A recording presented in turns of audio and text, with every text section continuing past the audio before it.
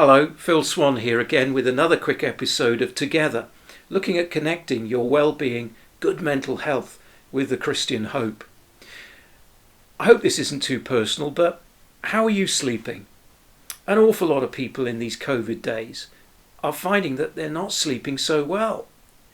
Normally, sleep wouldn't be a problem, but in the last months and however long it's been now, many people have found themselves struggling to get a decent night's sleep.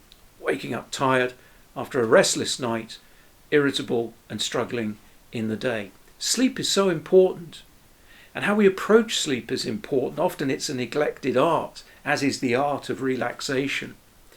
People talk correctly today about good sleep hygiene, and scientists tell us that we need sleep because it's one of the ways that our brain recovers from the day and defrags and sets us up fresh and alert for a new day to function well. Sleep is so important. And there's lots of good advice out there on how to get a good night's sleep. And probably you've seen and know many of these things. It's important to watch what you eat before you go to sleep. Some foods can stimulate us, and if we eat too much food late at night, well, you might find you nod off initially, but it's very difficult to sustain a healthy night's sleep after a big meal. And of course, drink is another one. If you drink things that are full of caffeine, well, don't be surprised if you can't sleep. You're too wired. And yet it's so easy to do that. Caffeine is in so many things today. And then there's alcohol. You might say, surely that's a great way of nodding off. It might be, but again, it doesn't necessarily lead to a good night's sleep. And then those are physical things, what we eat and drink, but there are other things as well, what we do with our mind. If we spend hours looking at screens, or the last thing we do at night is looking at a screen, maybe the TV in your bedroom or on your tablet or on your phone, again, that blue screen stuff is really not helpful to sleep. Sleep is really important. Some people I know like to have a radio by the side of the bed. It helps them go to sleep. But if it's on all night, your mind is constantly trying to work through what it's hearing even though you're asleep. And that's not a good thing. So there are some practical things we can do with sleep by avoiding heavy meals, alcohol and caffeine, and avoiding blue screens and not leaving a radio on at night. That's all really helpful. But you know, when you get a broken night's sleep, I think that's often the time when we find ourselves worrying. It's true, isn't it? 3:30 in the morning, our problems can look huge. We reflect on the day, we think about the things we shouldn't have said or the things we should have said, and all the rest of it comes piling in. Even long, dim and distant memories can suddenly be troubling in the middle of the night because of a broken night's sleep.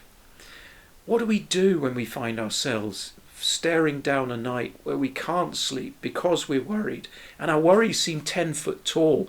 Well, in fact, we know in the cold light of day they're only 10 inches. What can we do? Well, of course, there are things we can do, but one of the great things that Christians do is they turn those worries over to God. And they do it in the realization that that's exactly what God tells them to do. Cast your cares upon me, the Bible says, knowing that God cares about you. And he does. And you might say, how do I do that? Well, quite simply, you pray. Now, that's a bit of a freaky word. Maybe you're a bit challenged by that word. You think immediately of school assembly trying to remember the Lord's Prayer or whatever it was, or those times when you were particularly anxious as you were waiting for some test results, or sitting in the dentist's chair or lying on the GP's couch and you tried praying then. Often our associations with prayer are not particularly helpful. But actually prayer is something that we can do any time in the knowledge that God really does want to hear us. You don't have to visit a certain pile of bricks on a certain day and stand up, kneel down, put your hands together or whatever it is. None of that stuff's found in the Bible, really. No, you can pray anywhere. You can pray walking in the street. You can pray lying in the bath or in the shower. You can pray sitting in your lounge. You can even pray sitting on the loo if you want. But you can certainly pray lying in bed when you can't sleep and you're worried. And just say to God, Lord, these are my troubles. These are my worries. Will you give me peace?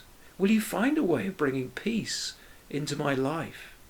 It's a great thing to turn our troubles over to God. Well, I hope you get a decent night's sleep tonight, and maybe some of these things will be helpful to you. It's good to see you again, and may God keep you safe and watch over your life. God bless you.